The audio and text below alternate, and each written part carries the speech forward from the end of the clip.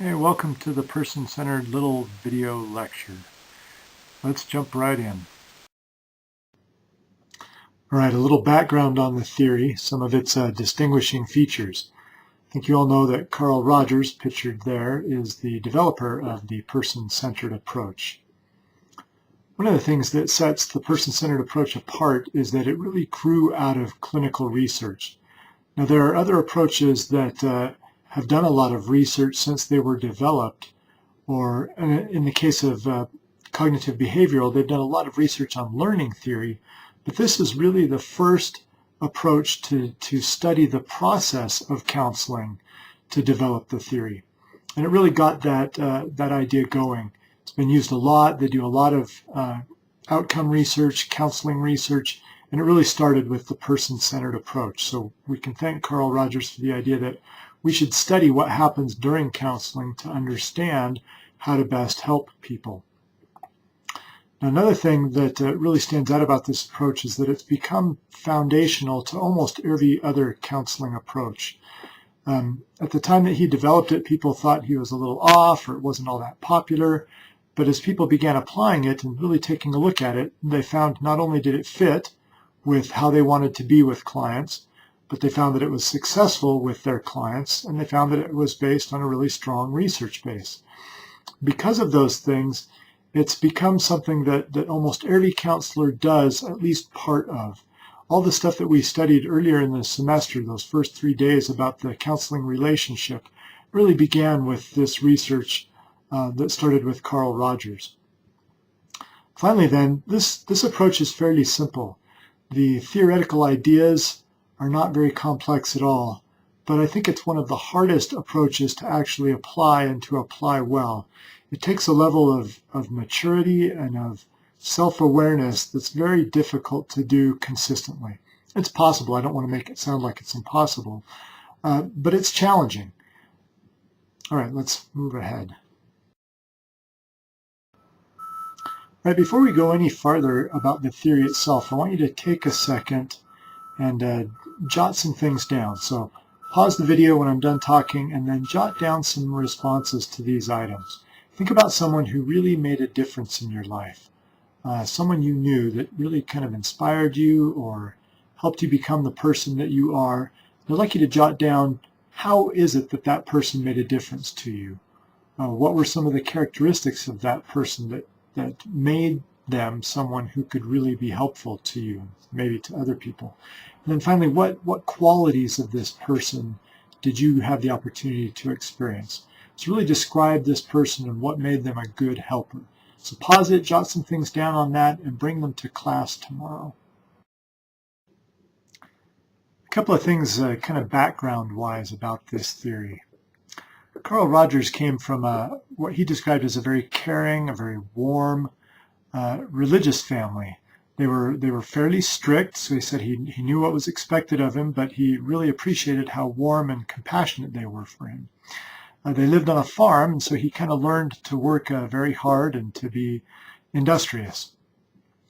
He had somewhat of an introspective personality. He kind of kept to himself. They lived out away from a lot of people, so he didn't have a lot of relationships. But he spent a lot of time out in the woods and on the farm.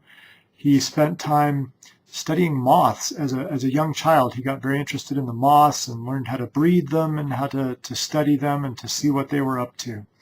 That later carried over into his scientific study of the counseling process.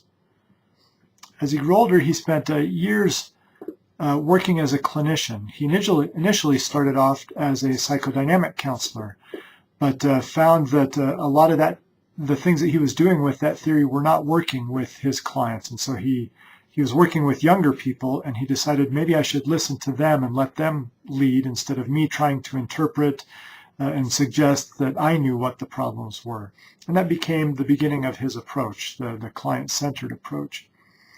He later spent time working at universities where he really pioneered the clinical study of counseling. And later in his career, he applied his approach to a number of different settings, to group work, to businesses, to international relations. And later on, he was actually nominated to receive a Nobel Prize for how groundbreaking and how helpful his work was in multiple settings. All right, so let's get on with the knowing dimension of the theory. So this is how person-centered theory really explains what leads to client concerns and what they need to resolve them. So this is the myth of this particular theory. To start, it's important to note that Rogers had a very positive view of people.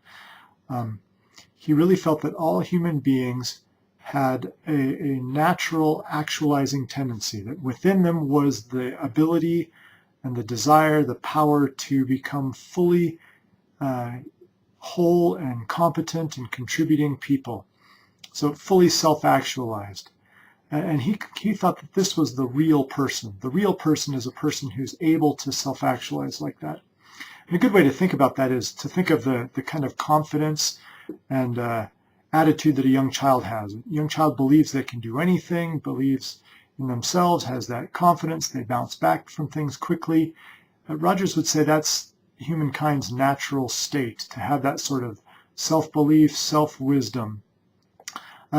In order to capitalize on that natural state, though, Rogers said that supportive relationships were critical. Because of that, there are experiences with other people can derail that kind of natural actualizing tendency. If we have people who don't provide that kind of supportive relationship, we can end up developing what he calls artificial conditions of worth. Instead of just knowing that we automatically have value and worth, we end up basing our sense of self-worth on conditions that other people have. So this is, for example, someone who has a very perfectionistic tendency. They may have had other people expect them to perform well, say in school, that's how they got their sense of value.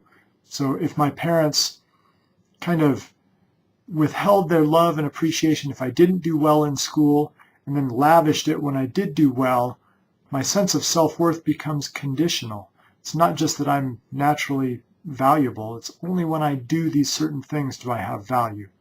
So he believed that people experience lots of these different things, and our natural actualizing tendency gets derailed or buried between these artificial conditions of worth. So we end up developing what he called this conditional positive self-regard, that we believe ourselves to be only worthwhile when we're meeting those conditions.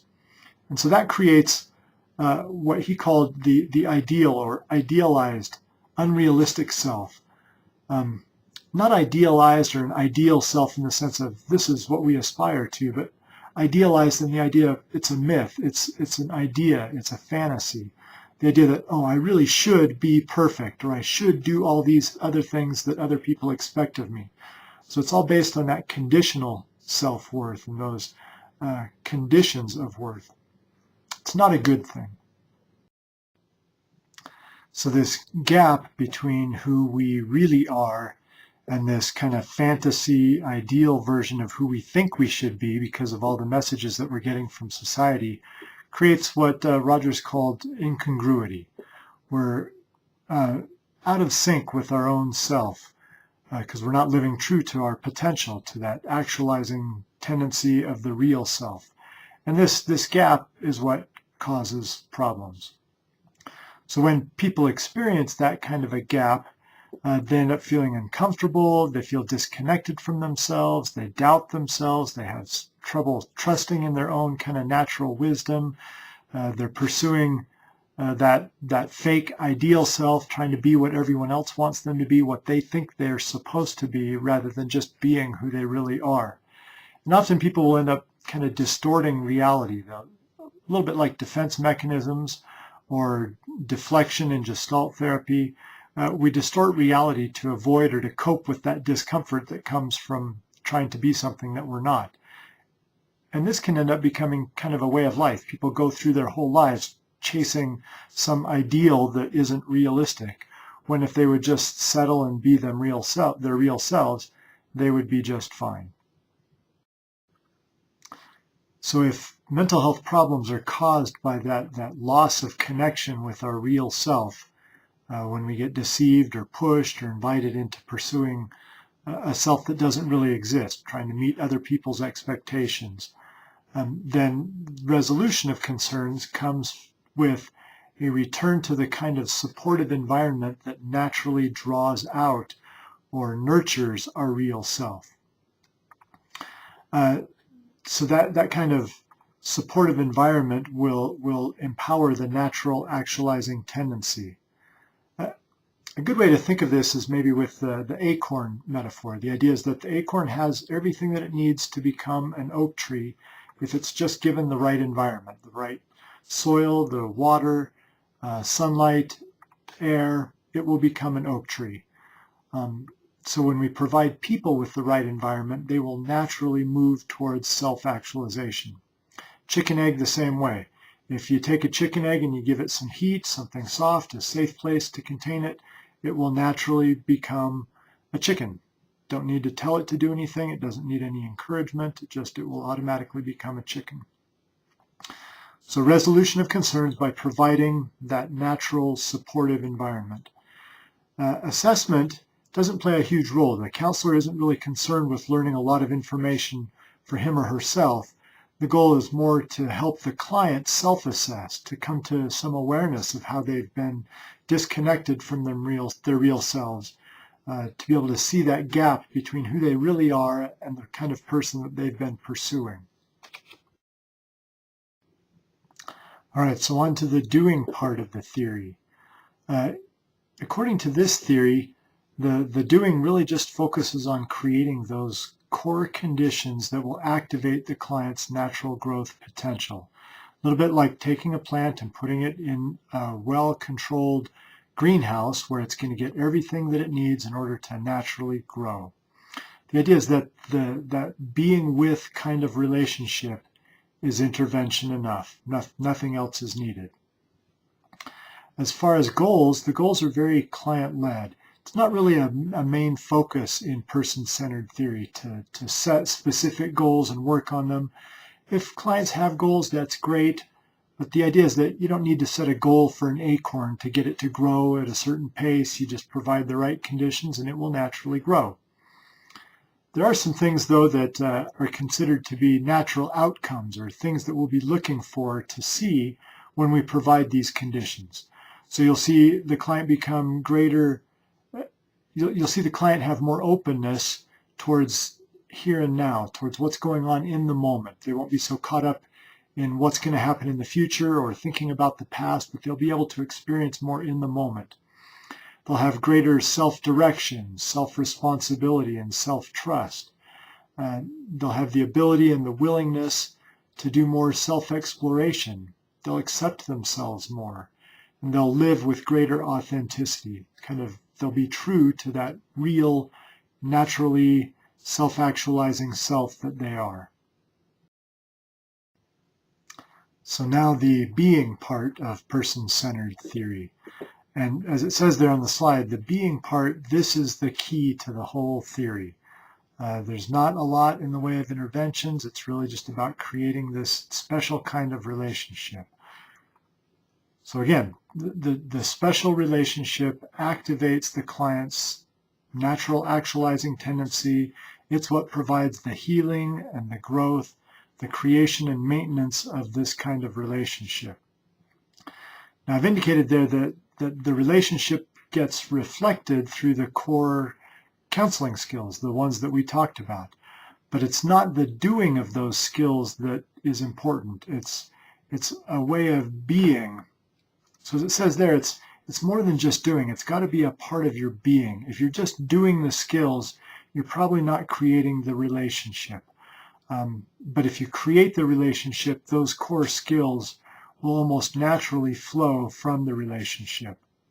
I've also indicated there that creating and maintaining this kind of relationship requires kind of ongoing counselor growth. This is where this theory gets challenging for a lot of people. To create this kind of relationship with your clients and hold that space with them is really challenging. But this is what all the research shows makes the difference for most people. Okay, so how does the counselor create this healing kind of relationship? Well, Rogers identified a number of conditions that have to be present. You'd call it the conditions of the greenhouse, if you will, to help the plant grow. And some of them were just kind of technical. There has to be more than one person. One of them has to be in a situation or a state of psychological disconnect. So those don't matter so much. Anytime a client comes to see you, those conditions are present. But what we hear most about are the 3 core counseling conditions. And these are the conditions that the counselor has to work to create within him or herself and communicate to the client in order to help the client heal and grow, help the client return to that natural actualizing tendency. And the first of these is genuineness, and we could liken that to the soil if we're going back to the acorn metaphor. So genuineness, the counselor is able to be very genuine with the client. Rogers talks about being transparent, not holding anything back, not hiding anything from the client, being willing to have the client see right through everything that we are. So the counselor has to make herself vulnerable in a way that we typically don't in most of our everyday life. So genuineness, that can be challenging. The second condition is unconditional positive regard. And we've talked a little bit about that in class. The idea of really valuing the client. Rogers uses the term prizing, which I very much like. It doesn't have anything to do with agreeing with the client's decisions or agreeing with the client's behavior. It's recognizing the worth and the inherent dignity of the person, no matter who they are or what they've done. So really valuing and appreciating the potential and just the genuine goodness of all people. We can call that the water in our plant metaphor. So we've got soil, water. We also need sunshine. We'll call that empathic understanding. We've talked a lot about that one as well, the idea that the counselor is able to see the world through the client's eyes, understand the emotional experience of the client, understand what the client's experience means to the client. It's really kind of getting in and seeing the world through the client's eyes. It's not the sympathy, the feeling for the client or imagining what it might look like. It's really kind of being in the client's shoes or in the client's skin. So those are the 3 core conditions: sunlight, water, soil, that will help the acorn naturally grow. I think there's a 4th one that's not often talked about. Well, it's talked about, but not considered a core condition, and that's the idea of showing instead of telling. We have to communicate to the client that these are the conditions that we're experiencing. So it's not enough just to feel empathy. We have to communicate it to the client. And we don't tell the client, oh, I understand how you feel. I understand what you mean. I'm being really genuine. We have to show the client through our actions and what we're doing in the session. So those are the 3 core conditions. This is what creates the healing in this theory. Let's go on. Okay, wrapping up now. According to the person-centered approach, this quality relationship, if the counselor is successful in creating it with the client, that by itself is necessary to heal, and it's sufficient to heal. Nothing else is needed. That by itself will provide the client with everything that he or she needs in order to grow, to resolve his or her concerns. Now there's some debate about that. Not everybody believes that that's the case, but within the person-centered approach, those core conditions, that's both necessary for change and that's sufficient for change. And this is what many people find very challenging.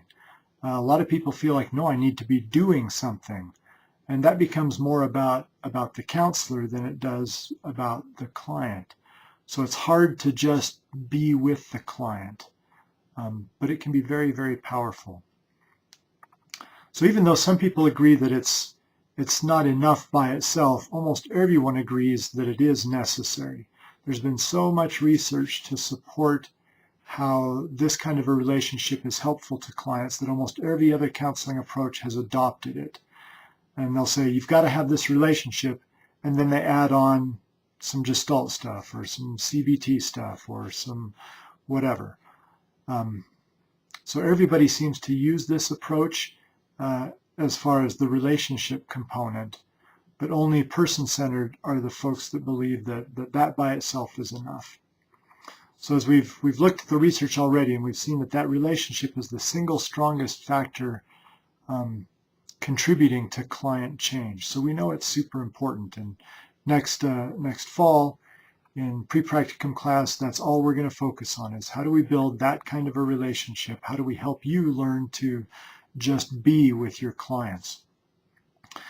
And that's another point here, is that the counselor's self is a critical tool. It's the critical tool, really. And so that requires a high degree of personal awareness, emotional maturity, the ability to regulate your own reactions, your own countertransference, to hold the press that you might feel to want to do something or to give advice. It's challenging. But hopefully you'll see in our video tomorrow how powerful it can be, and I hope you'll experience that as well. Okay, one more thing I'd like to have you do before class tomorrow. Just respond to these 5 questions. So spend a little time reflecting on this. And my goal here is to help you kind of wrap your head around what are the kinds of things that you'll want to do and be when you're trying to create this kind of a relationship. So answer these questions. What are the masks that you sometimes use and hide behind? Because if we're being genuine with our clients, we can't hide behind a mask. So think about, what are the masks that you might use? What are the qualities or things about other people that sometimes push your buttons? You'll have to be able to hold that press and be able to find unconditional positive regard and empathy with those folks. What press might you have to hold as you work with others? It might be about an emotional reaction, might be a behavior. So think about what's going to be your tendency that you'll have to hold back in order to provide space to just be with your client. What are some ways that other people have shown that they've understood you deeply? How did you know that someone understood you in a deep, meaningful way? How did they communicate that to you? And then finally, how have others shown you that they were with you during a challenging time for you? How did they communicate to you that they were just with you? So jot some answers down to that. And I won't, some of that can be pretty personal, so you'll only have to share if you want to. Maybe just we'll have some conversations about the process, but I'd like you to come in with having thought about that a little bit. All right, so that's it. We'll see you in class tomorrow.